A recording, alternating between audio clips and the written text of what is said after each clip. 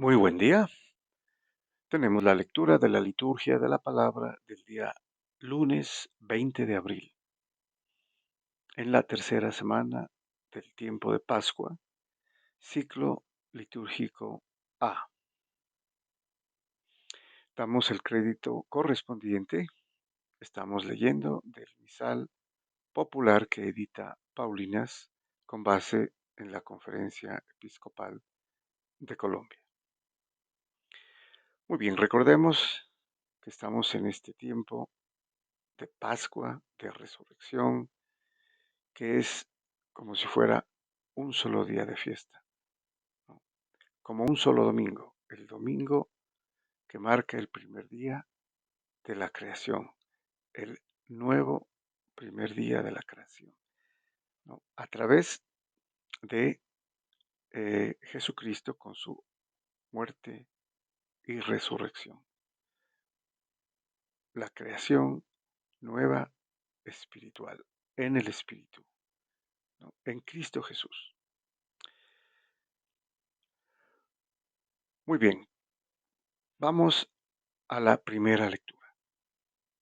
Bueno, entonces tenemos el capítulo sexto, versículos del 8º al 15º en este libro de los Hechos de los Apóstoles.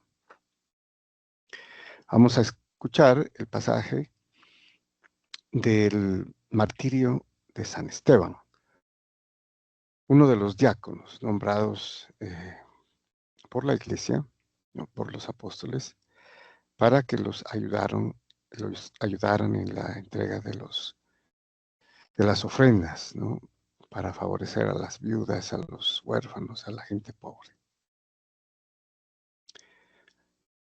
Nos dice entonces el libro de los Hechos de los Apóstoles, es decir, San Lucas, ¿no?, que es el autor de este libro.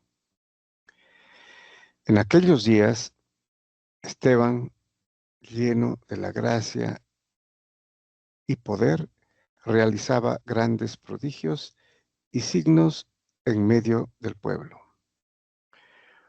Unos cuantos de la sinagoga llamada de los libertos, oriundos de Cirene, Alejandría, Cilicia y Asia, se pusieron a discutir con Esteban, pero no lograban hacer frente a la sabiduría y al espíritu con que hablaba. Bueno, estos son judíos, ¿no?, que vivían en otras partes, no necesariamente en Jerusalén. Como dice, habían algunos de la sinagoga de los libertos, que era del grupo de los que fueron a Roma con Pompeyo, ¿no?, y estaban mantenidos allá. Otros oriundos de Cirene, Alejandría, Cilicia y Asia. Y estos se pusieron a discutir con Esteban, ¿no?, especialmente sobre Cristo, como Mesías, como Redentor y como el resucitado. Pero no lograban hacer frente, dice, a la sabiduría que expresaba él en sus palabras. Entonces indujeron a unos que asegurasen: le hemos oído palabras blasfemas contra Moisés y contra Dios. Alborotaron al pueblo, a los ancianos y a los escribas, y viniendo de improviso, lo agarraron y lo condujeron al Sanedrín, presentando testigos falsos que decían: este individuo no para de hablar contra el lugar santo y la ley, pues le hemos oído decir que ese Jesús, el Nazareno, destruirá este lugar y cambiará las tradiciones que nos dio Moisés. Bueno, entonces hay un paralelo entre este juicio que hacen a Esteban en el Sanedrín y el que hicieron con Cristo, ¿no?, presentando falsos testigos. Todos los que estaban sentados en el Sanedrín fijaron su mirada en él y su rostro les pareció el de un ángel. Muy bien, entonces hasta aquí, y luego oirán todo el discurso de Esteban, ¿no? y hace un resumen completo de toda la historia del pueblo judío, hasta llegar hasta el justo, hasta Jesús, ¿no? Según Isaías, como describe el cántico del siervo sufriente, ¿no? Que es Jesucristo como profecía mesiánica. Muy bien, vamos al Salmo. Tenemos el Salmo 118, cuyo responso es: dichoso el que camina en la ley del Señor. Hemos dicho, este Salmo 118 es el más extenso, ¿no?, de todos los salmos. Es una alabanza a la ley, ¿no?, a los mandamientos dados por el Señor, por Dios a los israelitas, ¿no?, en el monte Sinaí. Nos dice entonces el salmista: aunque los nobles se sientan a murmurar de mí, tu siervo medita tus decretos, tus preceptos son mi delicia, tus enseñanzas son mis consejeros. Te expliqué mi camino y me escuchaste. Enséñame tus mandamientos, instrúyeme en el camino de tus mandatos y meditaré tus maravillas. Apártame del camino falso y dame la gracia de tu ley. Escogí el camino verdadero, deseé tus mandamientos. Entonces todo está centrado en la alabanza a la ley de Dios. Y obviamente habla aquí el salmista por los fieles, que son pocos, que siguen este camino, ¿no?, el de la ley de Dios. Y pasamos al Evangelio. Continuamos con el Evangelio según San Juan, el capítulo 6, versículos del 22 al 29. Bueno, habíamos dicho que este capítulo es central en la doctrina católica sobre la Eucaristía. Es el capítulo sobre el discurso del pan de vida que ya despunta, ¿no?, desde este pasaje.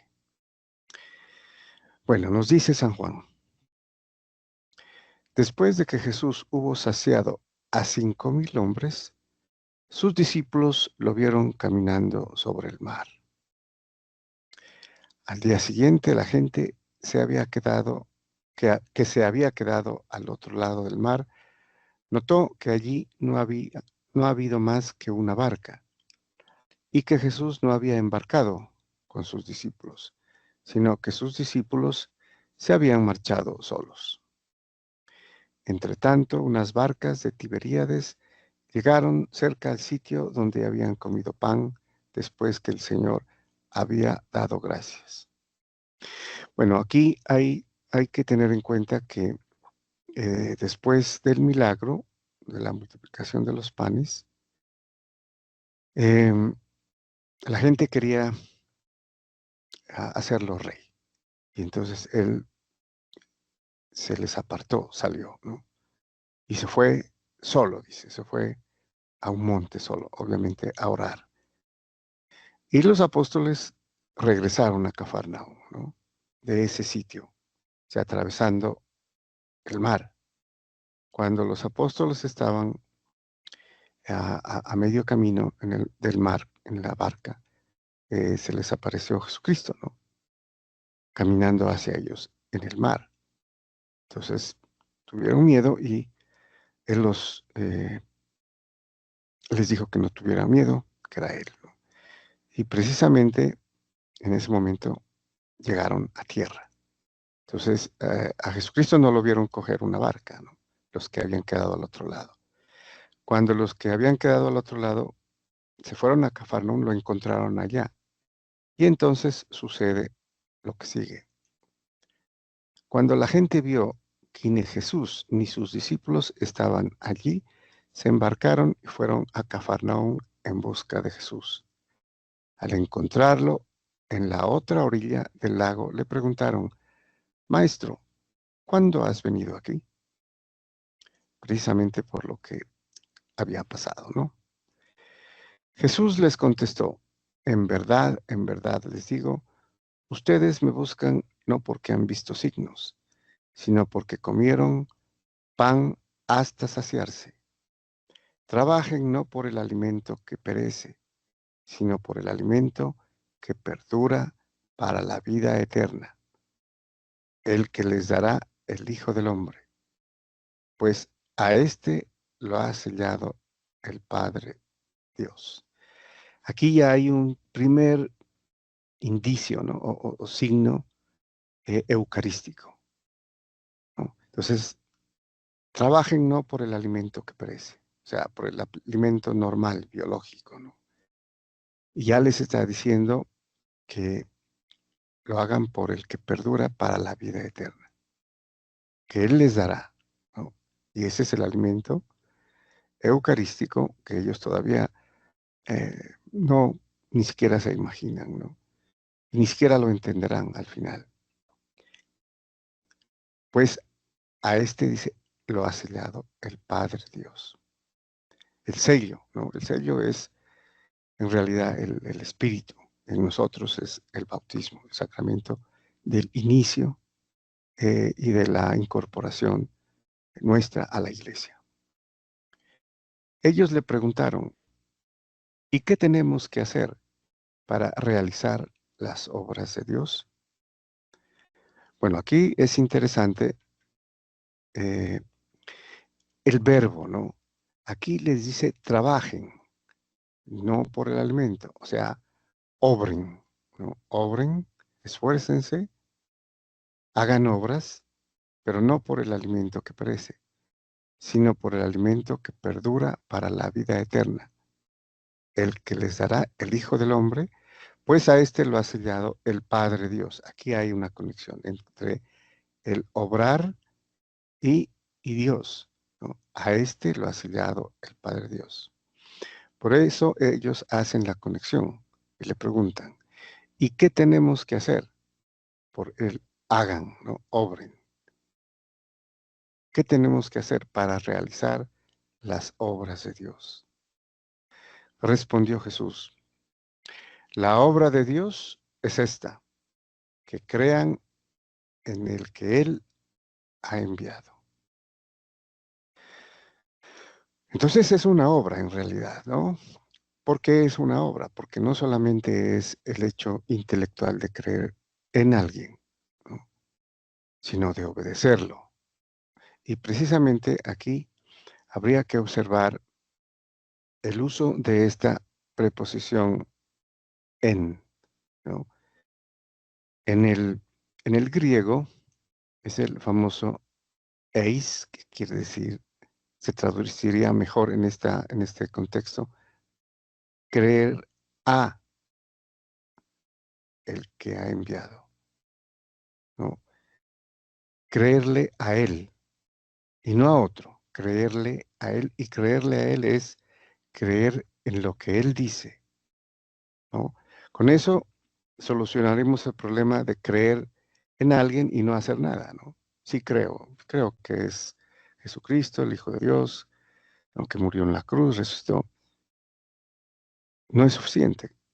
Hay que obedecerle lo que dice, ¿no? Obedecerle a él lo que dice, lo que manda, ¿no? El mandamiento del amor especialmente, del Evangelio. Entonces, podríamos decir, la obra de Dios es esta, que le crean al que Él ha enviado, que le crean lo que dice, ¿no? Lo que estableció, tanto lo que dijo como lo que hizo, lo que enseñó, ¿no? Que se resume en el mandamiento del amor, ¿no? Las obras de amor al prójimo, a Dios y al prójimo, las obras de misericordia en resumen. Muy bien, muchas gracias y bendiciones.